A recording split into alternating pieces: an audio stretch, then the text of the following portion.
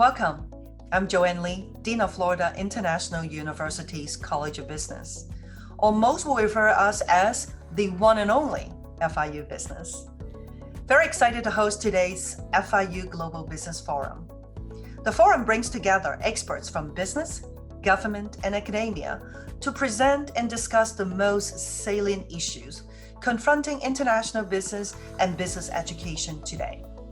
The FIU Business is all about global business, and we hope you enjoy today's episode of Global Business Forum. So now, let's get started. Hello, everyone. Very excited. Today we have Eric Connell, the CEO of EFMB. So Eric, let's go straight to the question. Very excited that you're joining the FIU Business Global Business Forum. How are you this morning? Yeah, I mean, it's afternoon actually here in Europe, but I'm delighted. I'm very happy to join all my American friends, and I hope we are going to have a good conversation together. Thank you very much. And I love having Eric as our guest today because he's always so fun, so insightful. So let me go straight to the first question for you, Eric. Now, the pandemic has immensely hit the global economy. The economic output has plummeted, leaving many businesses and people out of job market. Has the social economic system been really prepared to handle this kind of shock?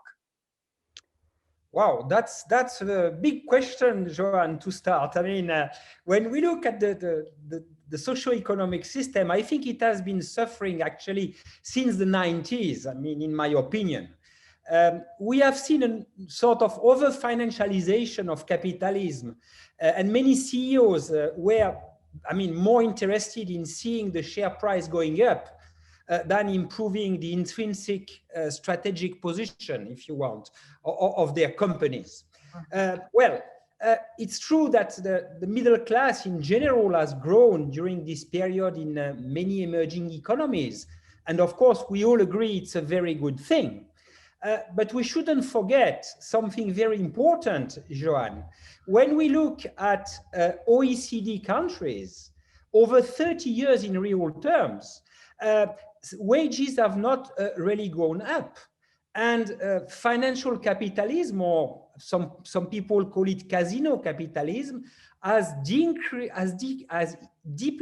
increased inequalities among people. And today, if you take the 8 or 10 richest people in the world, they have the same wealth as the poorest 50%. So the rise of global debt, if you want, and the economic crisis associated with the Uberization, if I can call it like that, the Uberization of jobs is very scary and can result in a precariat. You remember this concept that Guy Standing described, meaning a precarious proletariat who can hardly survive under such conditions. And at the same time, if you look at the older generations, they see that the younger ones, their children, their grandchildren, they will not live better than them. So,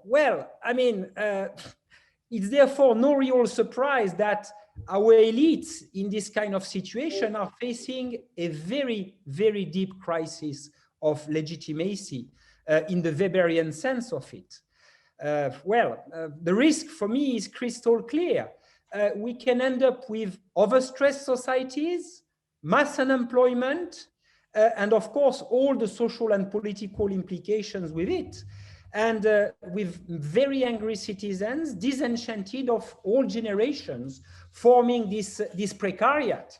So this is what I think. And it's very scary, to tell you the truth. That's actually very interesting. I'm sure a lot of our audience find it interesting. The chief of EFMB mentioned the loss of legitimacy of political elite. So don't you think that the current crisis kind of put them back in the driver's seat? Well, that's also a very interesting question, Joanne, and I'm pretty ambivalent on this one. The reality, I think, is that people don't see that share values are implemented by the politicians they have elected for that very purpose. And this pushes them very often to develop simplistic ideas, and it encourages the emergence of populistic leaders. And again, I mean, let's not make the mistakes of thinking that capitalism is here forever.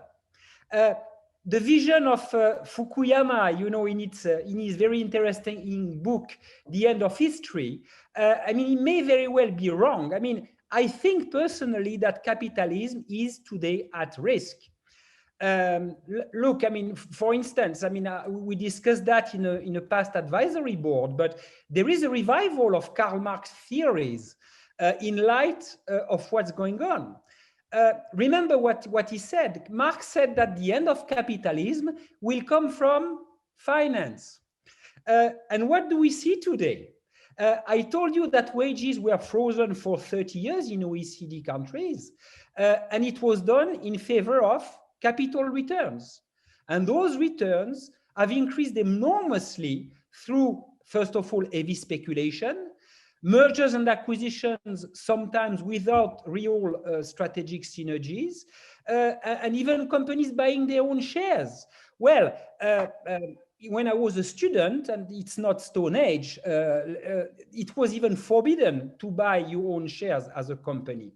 So, I mean, this is going on until the bubble bursts again, putting societies on their knees. And the cost will be paid by whom? By societies and citizens, as usual. So this may eventually lead us to uncontrollable social situations.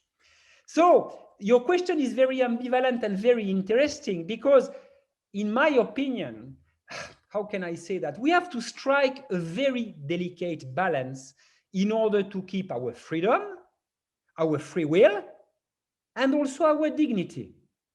While capitalism, I mean, there is no doubt, and especially financial capitalism, is a real risk. But despotic bureaucracy carries, for me, the same dangers. If evil is in the details, you can be assured that public bureaucracy can be its servant in certain cases. Perhaps it's not really the case in the United States, but in many democracies, the so-called precautionary principle has been established and celebrated as the one best way, or even the unique way. The state tells you what you should eat and not eat, what you should drink and not drink, where to go on holidays and where not to go, and passes laws to enforce a so-called imposed happiness. You know, we have a very famous philosopher, French, sorry about that and about my accent, but called Tocqueville, and he wrote an interesting book in 1840 called Democracy in America. And in his book, he says that war, and in a way, we are in war today, war does not necessarily lead to a military power, but increases the influence of government. This doesn't bring us immediately, of course, to despotism, but can slowly lead to it. Sadly, I really believe that the inherent nature of power is simply to grow. And we may end up in a society where everything is decided for our own good. I mean, inverted commas, but for our own goods, and where we have lost our free will. Well, I mean, what will materialize after this crisis, of course, remains to be seen. But going to wilder capitalism or inflating the state influence and the debt are two pitfalls we must avoid at all costs. Will it work, of course, with politicians pursuing short-term electoral goals? This is not certain. I'm not sure. But if we fail this one, we may very well be in deep, deep trouble. Well, there are a lot of food for thought, as the American would say it. And certainly your conversation, your discussion just now probably promotes some kind of controversial, right? Like kind of make me think about what's happening in Myanmar, you know, and there's a lot of unrest in the world right now. So I like to step back and ask this question. That's probably say $1 million question, right? What are then the lessons learned for the business school? And exactly what is their role in the economic and social recovery ahead of us, Eric? Well, I mean, it's our turf, Joanne. This is our profession, and I think we cherish it. And let's say, all in all, I think we have not done so bad. I believe that, well, business schools in general, I think, are pretty well integrated to our tech-based world, or let's say we are really part of the fourth industrial revolution. Look at MOOCs, look at digital classrooms, and online diplomas, for instance, just to mention a few. This very fourth industrial revolution, in a way, permeates all the areas of teaching and learning. So I don't have a doubt that business schools do live in their times. You know that we have a very prestigious accreditation, and through accreditation, we have witnessed their efficiency. When you look at teaching delivery, for instance, internationalization, personal development, corporate links, integration of technology or impact, just to mention a few. In addition, and during the crisis, we have gained a lot, I think really a lot, in innovation that need to be sustained in the future. We shouldn't throw that in the garbage can. I mean, for instance, hybrid learning, I mean, really we have made huge progress. So in summary, I think we have been resilient, and we have adapted quite well to this very difficult situation. However, if I may add, I think we have to recognize that business schools in general are more designed for production and execution, and certainly not enough for innovation and experimentation. And this is, I think, certainly in this complex world that you have described, our next challenge. We are part, you were talking about the loss of legitimacy in your question, we are part of this elite system, and our legitimacy is also at stake if we don't continue to adapt and adjust to this new world. We must push our reflections if we want to mirror the evolution of societies and eventually operate a paradigm shift. One very critical element, in my opinion, will be to reorient research towards more socially responsible outputs. There is frankly too much disconnection of research from business practice. We are spending an awful amount of time, and by the way of money, to write papers with unclear value to practice and even knowledge. Sadly, the main motivation is to be published in A journals, not to contribute to a better management of societies or organizations. We should always remember, and I think it's really our duty to remember, that we have, of course, a scientific mission, but a societal one as well. Even the roles, I would say, and the tasks of faculty members have to evolve. We need more engaged professors, as Andrew Pettigrew calls them. An academic, for me, can occupy very, very different roles, and there is no first class or second class faculty. Applied research, academic research, innovation in teaching, engagement in society and communities, mentoring students and decision makers. I mean, everything is valid and legitimate.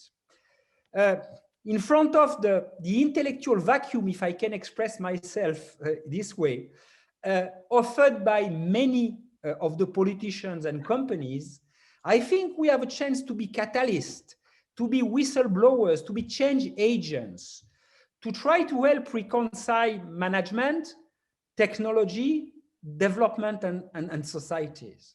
I think we have to try to influence more attitudes at work, encourage more inclusive and compassionate culture, and also foster cooperation between civil society, politics, and the corporate world. When you look around, there are not that many actors who are trying to do that. Of course, it's easier said than done, but if we don't try to do it, we will. So, Eric, I think what you just talked about is a conversation we had before. And certainly what you just said probably put a lot of 10-year pursuing faculty in a dizzy situation, right? They work hard, try to get all the A papers. So, and in many ways, I agreed with you, because while we're publishing outstanding journal articles and things like that, let's not forget about our commitment to really influence policies and provide good practices, right? And I think that's ultimately is the idea of creating knowledge so that we can influence. And I absolutely love what you just talked about. Let's not put all our innovation into the trash can, right? You keep your innovation, you keep moving. So Eric, you always have a lot of great ideas. So, and I always enjoy your friendship. And so I'm going to ask you this important question, right? As the CEO of EFMD, what do you think your role is in pushing the business school towards more impactful societal differences? Well, that's a very, thank you very much, Joanne, for all the nice words you've said regarding EFMD and regarding myself. I mean, we are, I think, first of all, animated by passion. And if you have no passion and no interest, you are a dead body or a dry fruit, and it doesn't work, simply it doesn't work. So I think at EFMD, we are an inclusive and a fun network. And we try to promote global collaboration and exchange for good and best practices, if I can express myself this way. Something important is that we have full respect, really full respect for diversity of cultures and institutional models. Just like with research, what matters is to be inclusive and highly engaging. I think more particularly, I mean, to push our institutions in the directions you have mentioned, we have in particular created a tool called BSIS, Business School Impact System, and we try to assess the achievements of the institutions in terms of societal development, inclusion, environmental impact, or contribution to entrepreneurship, for instance. And really, when you look at the results, I mean, we're very impressed by what our members are doing and what they achieve. I mean, accreditation is also, as you know, a very important thing, and schools are very attached to it. So we have introduced a transversal criterion in all our accreditations called ethics, responsibility, and sustainability. And business schools have to demonstrate that these dimensions irradiate in all their ecosystems. So that's also very, very important. And of course, more generally, we try to encourage innovation and experimentation through many different services, such as, well, for instance, the Executive Academy, the virtual job fairs that have attracted dozens of thousands of students, or the EFMD Deans Across Frontiers scheme to help institutions in emerging countries. So, I mean, in a nutshell, I think we are a community that strives, sorry, that's my French, towards excellence, impact, and eventually purpose. I love your French: community, excellence, impact, and purpose. And it's very well put. It seems like EFMD under your leadership has a great plan going forward, right? So, and I do believe, like what you said, every one of us has a responsibility, and it certainly don't want to be a dry fruit, as you described. Well, let me change it to a lighter tone and ask you, right? The North American colleagues always believe the European are very mindful about their health, right? So the past year has been tough for everyone. So what have you been doing, like in your workout regime, you know, to balance your mental wellness, and in addition to all the stress that we have and do this past year? What kind of exercise you working on these days? Well, that's a very interesting question, Joanne. You know, for me, you know how much I love people and I love to be close to them, to hug them, etc. It's horrible. I mean, it has been really a very, very hard period. I would say the 2 or 3 first weeks of lockdown, I felt completely lost. I didn't know where my colleagues were. We started to interact only, of course, digitally, and I couldn't sleep. I must say, I was really feeling very, very bad. Well, step by step, I think, and you mentioned something very important about sport, I started to exercise a lot in the morning. First thing, waking up at 6:30, then gym or bicycle, actually not far because we were not allowed to go very far, and a bit of relaxation or yoga was also, I would say, a silver bullet for me. And I would say trying to keep contact one way or the other. We had, for instance, virtual lunches. We put the food in front of us and we had discussions just as what we did so many times in the past, trying to have a constant sort of flow of communication, not only talking about, I would say, business, but also personal lives, etc., etc. And for me, something extremely crucial, and I would like to insist on that, has been to reassure my people. Because, when you are an assistant or somebody working remote in a small apartment, being under the impression that you would do much less than usual, I mean, you feel at risk. I mean, even your job feels at risk. You feel at risk for your job. So my, let's say, intention has been to tell everybody we are in the same boat. Nobody will be sacked. We will do our very best and move everything forward together. So be trustful. We are going to get out of it without any damages. And I felt such a strength behind me that I got very emotional so many times. I mean, people behaved admirably.